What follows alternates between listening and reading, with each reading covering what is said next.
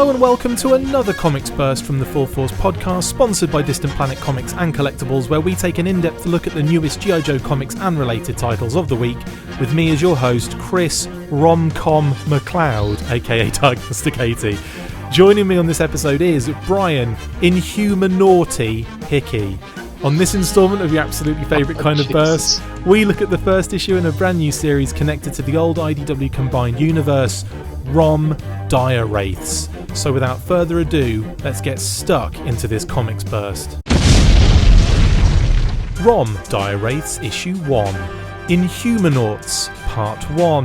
In 1969, 2 American astronauts became the first humans to set foot on Earth's moon, but they found something inhuman waiting for them. With Rom the Space Knight nowhere in sight, can even the Earth core help prevent one giant leap for Wraith kind? Plus, find out where Rom is in a special backup story with art by Guy Dorian Sr. and Rom legend Sal Buscema. Now, we discussed a little bit beforehand, Brian, before we got into this, a little bit of kind of like backstory, really just to kind of get our heads in the game with this. Now, it's part of the Combined Universe that we've had with IDW in the past. We've got Rom, and now we've got the inclusion of Inhumanauts, or the Inhumanoids crossover, as I'm calling it, because we're getting a lot of character names and we're getting a lot of character designs kind of reminiscent of the Inhumanoids. And that obviously is really, really cool and something that I really wanted to kind of highlight initially. Where we left off last, of course, Rom the Space, or where we left off last in the Combined Universe, is actually in the future. This is kind of like a precursor to any of that stuff. So effectively, Rom is a Space Knight, and he is part of the Space Knight Order. And there are lots of different Space Knights, and their big enemies, the Dire Wraiths. The Dire Wraiths obviously go around going to planets and sucking the life out of them, not in a good way either. Sucking the life out of the people that are on that planet, the population, taking their forms and basically becoming them to, utilize all the energy and the resources and so on and so forth. And as a parasite, they then up and move and go on to new places. So, there's a real threat to the Dire Wraiths. And obviously in this issue, and this issue we're going to look at, we're going to see that threat kind of in a big way. And like I said before, this happens before all that. And Brian, I mean, I suppose take us through it.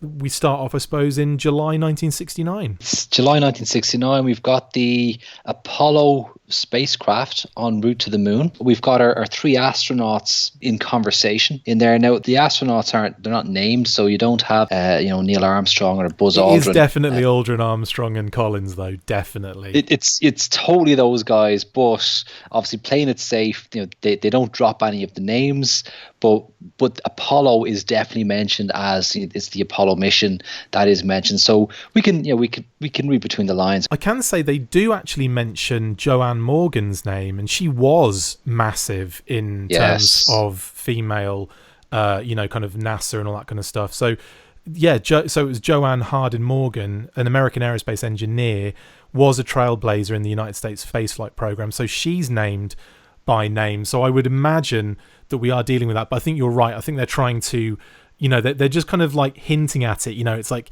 Captain, isn't it? They always say Captain instead of like, instead of Neil or instead of Neil or exactly. Buzz. So yeah, obviously Collins is the real sci-fi kind of nerd out of the three of them. According to this, he's pressing the guys for questions. Like who was it?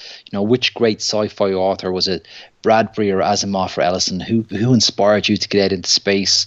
And the guys have these real normal, banal reasons, for my country asked me to step up and fulfill a duty, so that's the only reason why I'm here.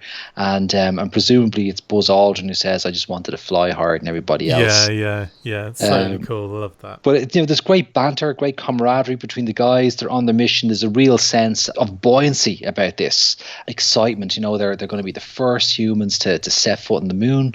They're maintaining obviously a strong kind of link with Houston, but they reveal to us that actually they're not the first humans to be based up at the moon. And as we flip the page, we get a look at this other space station, Adventure 1. Adventure 1, which looks way more high tech than the Apollo spacecraft. And Griffin, I think, is the code name for their contact in there. Yeah, and what's brilliant about this is obviously they're monitoring inhuman threats above as well as below. So there's a real, you're getting inhumanoids, the above as well as below threat, which obviously was, the inhumanoids were underground and so on and so forth. So you're really getting this kind of like you're getting pushed towards that. And then straight away we turn the page and they're talking to Dr. Sandra Shaw, Adventure 1 co-captain, and Dr. Herman Hank Armstrong, Adventure 1 co-captain. Now, Sandra Shaw is named exactly as her character was in the original Inhumanoids cartoon, and Dr. Herman Hank Armstrong, as they've changed it slightly from Herc to Hank, so he was Herc Armstrong in the cartoon, which leads me to believe that maybe we're looking at a father of Herc, or maybe they're pushing it in that direction so that this is his dad or his grandfather or so on and so forth. So maybe that's the case, or maybe it's the case they couldn't get the Herc Armstrong trademark. I'm not really 100% sure about that, but we know it's not Herc Armstrong, it's Hank. I'm going to go with the fact that it is, it's 1969. They clearly, date. I mean, they call out that it's July 1969, but with the Apollo mission as well. So it would seem plausible that we're dealing with precursors to the Inhumanoids in this. Yeah, totally. And obviously their conversation back and forth is like they turn off the live connection, the live feed to Earth, so they can talk with Griffin, Sandra and Herman, or Hank and Sandra.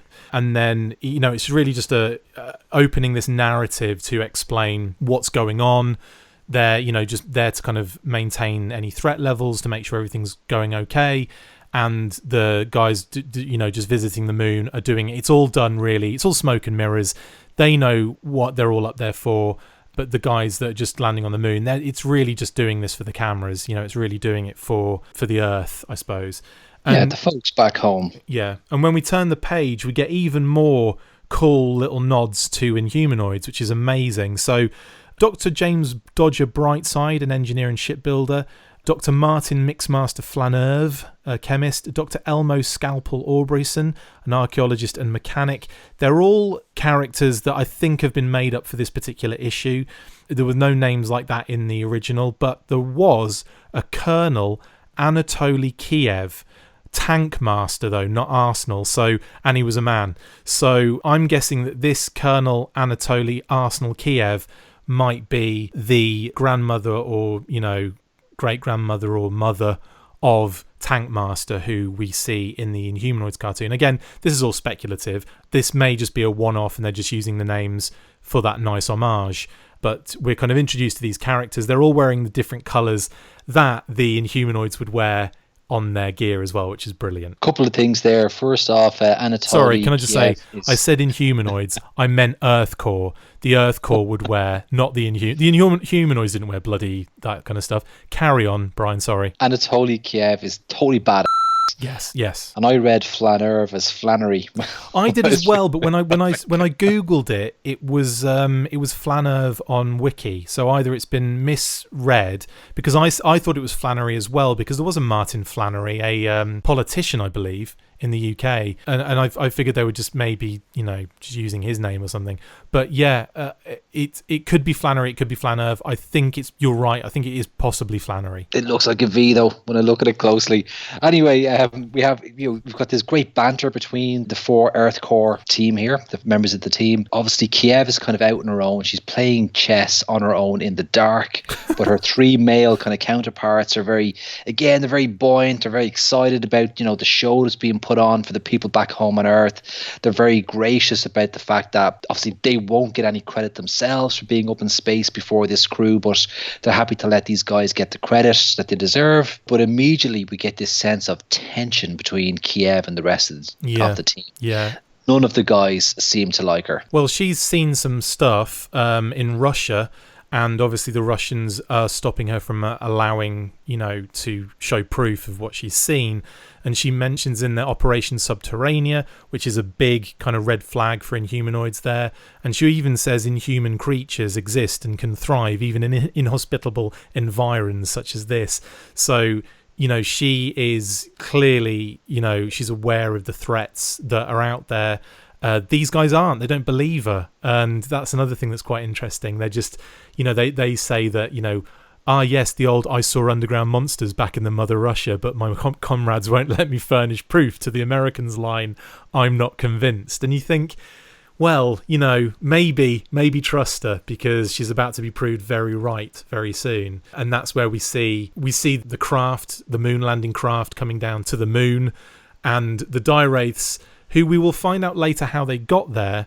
We see Abyss, Schism, Solar, and Axlar sitting in a crater on the moon, just chilling out, talking to each other. So yeah, we've got these four guys here, and again, it's kind of it's a very unusual scene here. It is a full page, and as you say, we've got the Apollo landing craft coming down, Earth, high up in the sky, and these four dudes just kind of sitting around there like in a crater.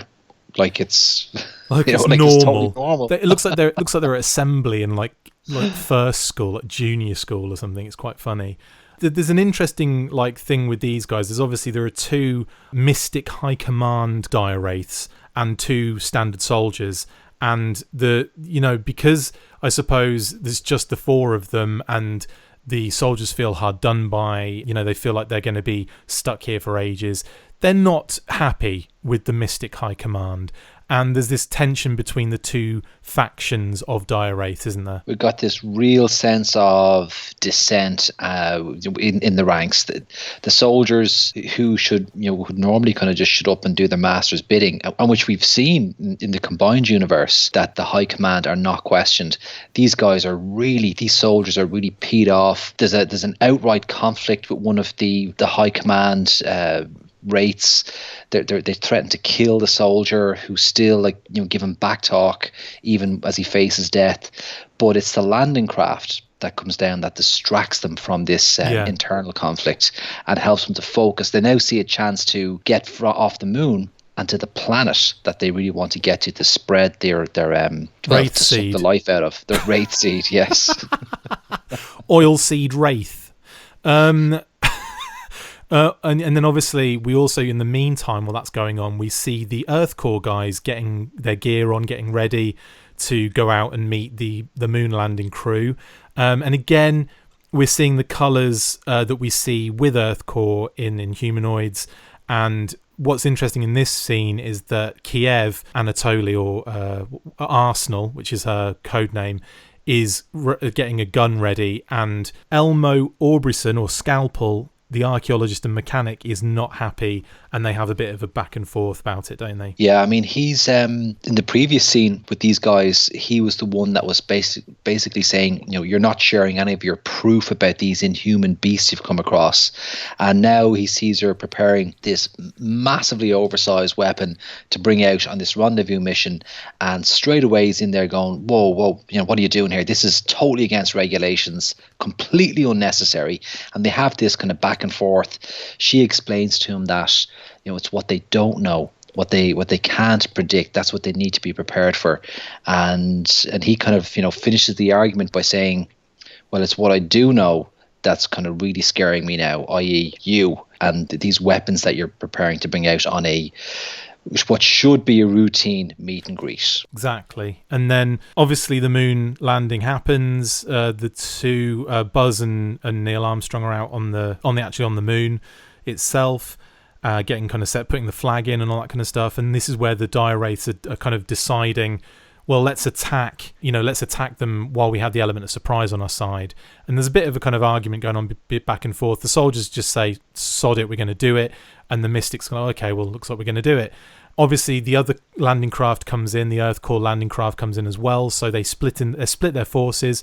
One of the Mystics goes to deal with the landing craft, the Earth Corps landing craft, and the other guys go and attend to Buzz and Neil.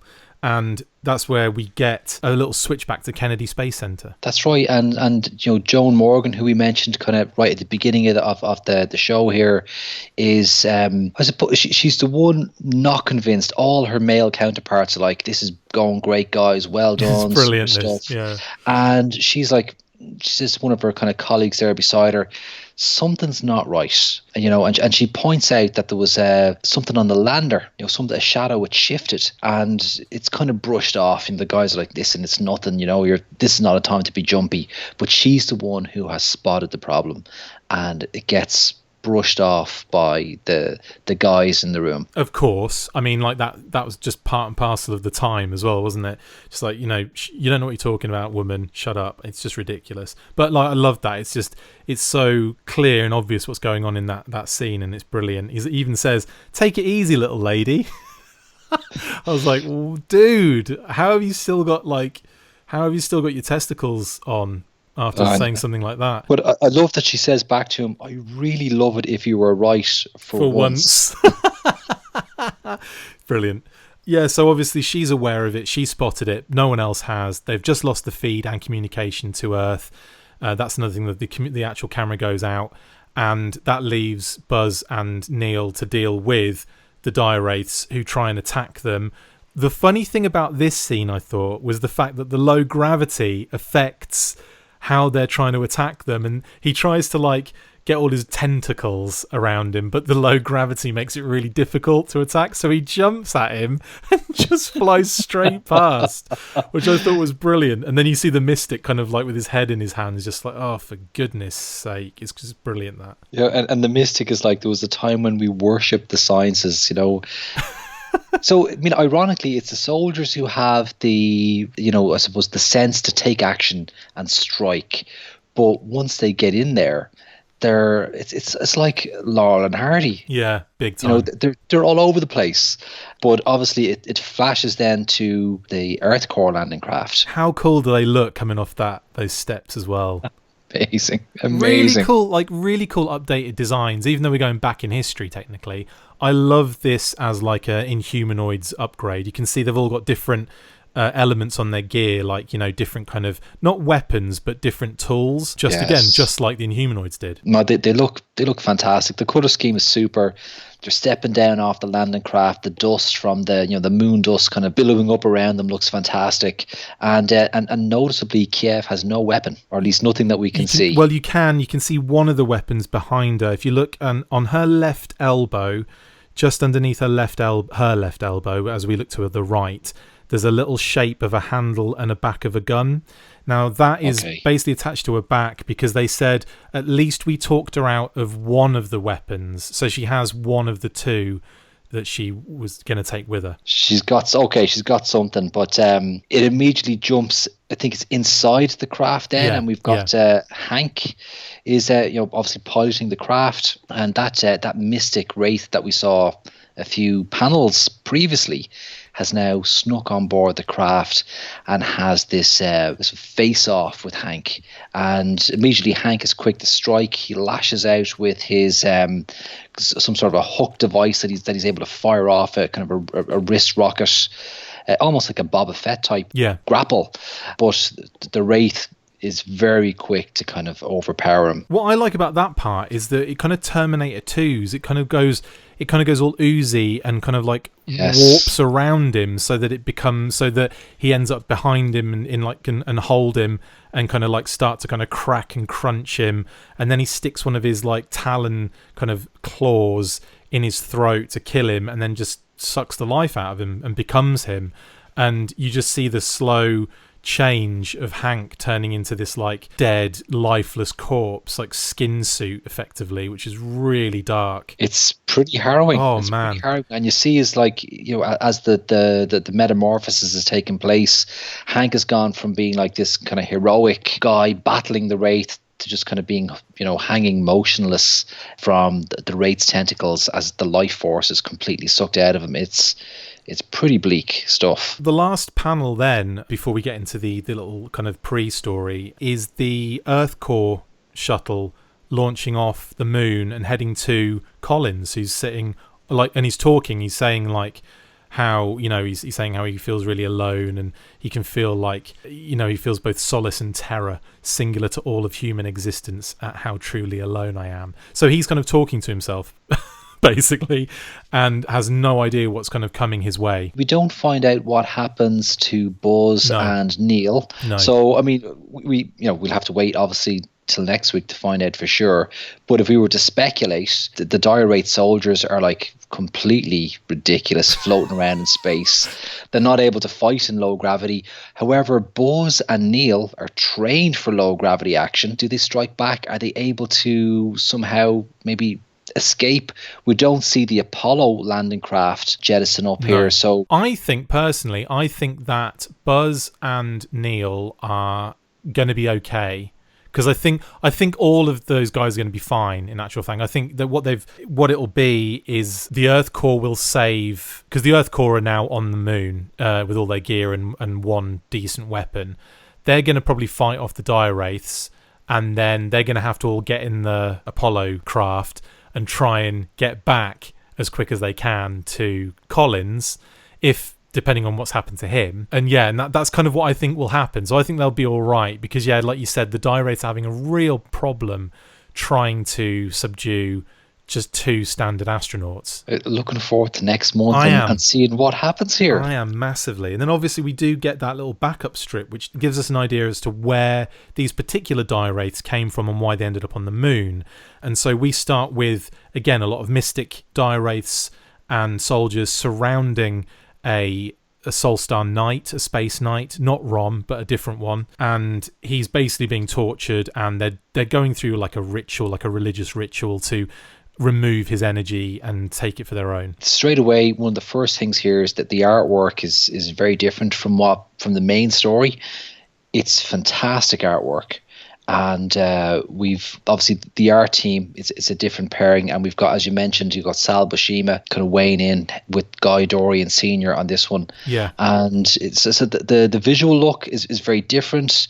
There's a lot more detail maybe in the Wraiths and how they're drawn, but they have this, as you say, this Space Knight kind of tied down with these kind of electro binders on this X kind of platform, and they're literally about to sacrifice him and consume his energy. However, he does an immediate sort of strike back and kills one of the mystic priestesses, and then basically slices off his own hands so that he can fire up like a beacon to alert the other Soulstar Knights that there's Dire Wraith activity happening on this particular planet. Yeah, and then dies, unfortunately, doesn't he? Yeah, the soldiers charge in with their axes, and we just see chop, chuck, chop, chuck. So, presuming that means good night. He's dead. Guy. Well, he is, because then we see Rom and Nakomi flying through the skies, both Space Knights again. I love the fact Nakomi's just a giant bear with a mask on. I've always adored that. Rom looks pretty cool as well in this. And a big shout out, to the art team and everything. We'll go through the covers soon as well. But I also want to shout out Chris Ryle, who's done a great job with the writing on both of these little stories. Yes. He's a massive Rom fan, and he was obviously he was kind of going back and forth between IDW and Skybound. And then he ended up back at IDW again, and now he's writing this. And I know he's a massive, massive Rom fan, so that must be a dream come true to be able to do some more Rom stuff. So big shout out to him. And I'm glad he is, because I really like Rom, and I was really enjoying the issues in the Combined Universe too. But that said, the Dire Wraiths that we saw on the moon eventually utilise the energy to transport themselves to the moon, where they are at that point. They get away from obviously Rom and Nakomi, who are flying down to find out what's happened to this poor space knight, and that's it. That's the end of the issue. And then we also see a sneak preview of the cover for the next issue, which has got the Dire Wraith in the reflection of one of our boys' helmets. Whee! In the case of both stories here, they both have a to be continued. So we're going to get a little bit more on they're both prequels. We've got the prequel and the prequel to the prequel. So we're going to get a bit more on both of those next month. Prequel and the pre-prequel, yeah. So overall, I think really nice, fast paced, straight into this universe.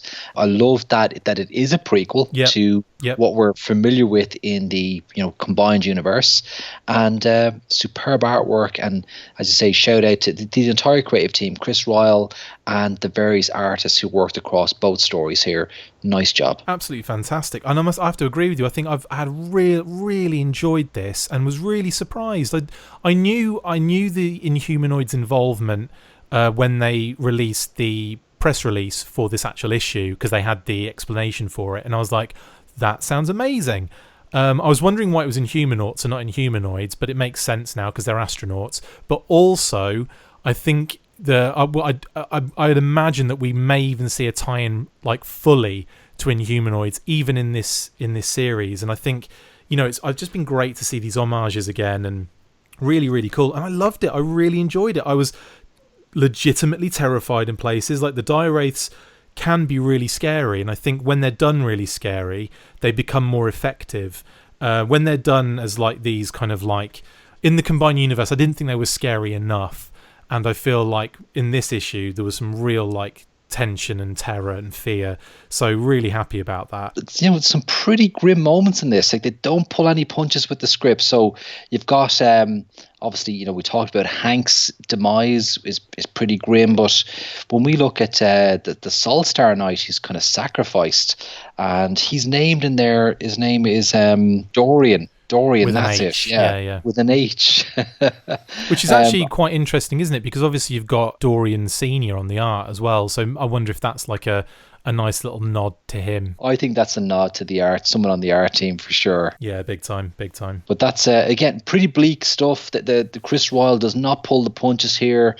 If you like a little bit of, I suppose, darkness to your comics, this is a good place to go. Let's have a quick chat about the covers before we give our full potatings here, Brian. I've got cover A, which is the Luca Pizzari cover, which is pretty cool. It's got the US astronaut with the, probably Neil, with the flag, kind of planting it in the moon with the Apollo lander behind him, and this kind of, like the stars, the moon surface, the Earth in the background, and then this Dire Wraith red claw kind of wrapping itself around the Earth. Very cool. This is a beautiful cover. We've got 3 cover variants here. They're all amazing, by the way, and they all each have their own sort of special qualities. But if we take this one here, that kind of Dire Wraith claw, it's almost like this blood stain over the astronaut, bleeding down from the Earth into the moon. It's a very striking use of color, and that graphic shape as it kind of wraps around the Earth and then comes down over the astronaut. I think it's a really nice setup for how the Wraiths obviously get from the moon to the Earth. I mean, they're effectively going to pose as astronauts. So I think it's a really nice cover. And also, I love how the stars are done on that. It's like a splash. That splatter effect, but it's beautiful, it's absolutely it's gorgeous. Brilliant. Love it, and I love the painted aspect of it. If you look really close at it, it's like brush strokes as well on the Earth, and very, it's just really gorgeous. I love it. The second one, the Corin Howell and Josh Perez cover with like all of those Dire Wraiths are wrapped around the Apollo lander is really cool. Obviously doesn't happen in the issue, but it's like a nice metaphorical cover, I think you'd probably call it. This reminds me, there's a little bit of Aliens going on here. Big time. And there's a movie, I cannot think of the name of it, but it's one of Vin Diesel's kind of first movies. Yes. And there's a particular scene where there's somebody kind of lights a torch or a flare, and it reveals that they're surrounded by alien creatures. That's what's going on here. That's a brilliant cover concept there by Corin Howell. I think that thing you're talking about, it was like a franchise of movies, wasn't it, that he did? And I've completely forgotten what they're bloody called. Chronicles of Riddick, wasn't it? So this was prior to Chronicles of Riddick, and although it's like a prequel. Pitch Black, that's it.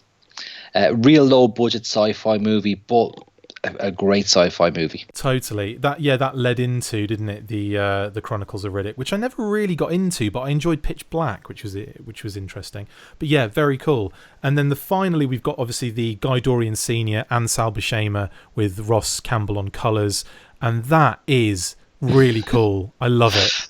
Like, I don't even know what to say. I mean, it's so freaking awesome. We've got this incredible illustration that brings in so many different aspects of the story, of both stories, in fact. Yeah. So we have our our kind of Soul Star Knight, who's kind of strapped to this kind of execution plinth, with these kind of runic symbols around him. Yeah. And then standing over him, we've got Rom, we have the Apollo rocket, we've got the 3 astronauts. That weird, like, mad ball planet with a big gob and loads of eyes and spikes on it. It's terrifying as well, isn't it? I mean, obviously representing, the dire Wraiths and their kind of, global conquest. Yeah. And Nakomi as well, of course. Nakomi kind of overbearing over the whole thing with a big roar. Like, it just looks spectacular. I have to say, like, yeah, this has just been an absolute win for me. Like, I've just been really happy, really enjoyed it, and I can't wait for the next one. I'm, like, really excited for this Rom Dire Wraiths part 2. I mean, what would you give it in terms of a potating, buddy? Well, you know what? I've got to... Like, I don't want to go in there with a full 5 here. I want to hold back a little bit, but 5.5. I can't really. Like, there's nothing bad to say about this. This is a great first issue. I really enjoyed it. I love the art as well, I have to say. We didn't really talk about that, did we, as much in the regular run, the first issue, the first part of the issue, but I really did enjoy that artwork. Yeah, Luca Pizzari's work, obviously with Jim Boswell on the colours, it's lovely. It's really great art here. It's a solid issue, man. I'm giving it 5. I know. I'll have to go to 5. I will. I'll have to do that. It's a pretty. We've got this great introduction to our different factions, our different teams. We have some serious horror with the Dire Wraiths. A bit of comedy in there as well. A bit of comedy in there too, and then I really like the backstory, component of it as well, and the fact that that these are going to be 2 sort of parallel arcs that are going to run, and hopefully will meet up at some point in the future. I can't wait. Again, Brian, thanks for jumping on and chatting on this comics burst with me. I hope you enjoyed yourself. I loved it, dude. Thank you. That's it for this installment of the Full Force Comics Burst. Thank you to my awesome co-host Brian Hickey. See you next time, and as always, one small step for man, one giant leap for dire wraith kind. Ooh. Yeah, get it? I get it. That's brilliant. That's brilliant. Make sure you get involved with the discussion by liking, sharing and commenting on these videos, and as always you can keep up with the show after listening by following on Twitter at The Full Force, liking the Facebook page, facebook.com/The Full Force, and if you would like to contact the show you can message us on either of those platforms with feedback or questions. We have also started a Patreon page, so if you want to see your name up in lights on these videos or enjoy exclusive bonus content, then check out patreon.com/The Full Force Podcast, or click the link on any of the posts this podcast appears in. Full Force. And a big shout out to our sponsors, Distant Planet Comics and Collectibles, located at 601 Business Loop 70 West Suite 263, located in the Parkade Center, Columbia, Missouri. You can visit their website at distantplanetcomics.com and on Facebook at facebook.com/distantplanetcomics.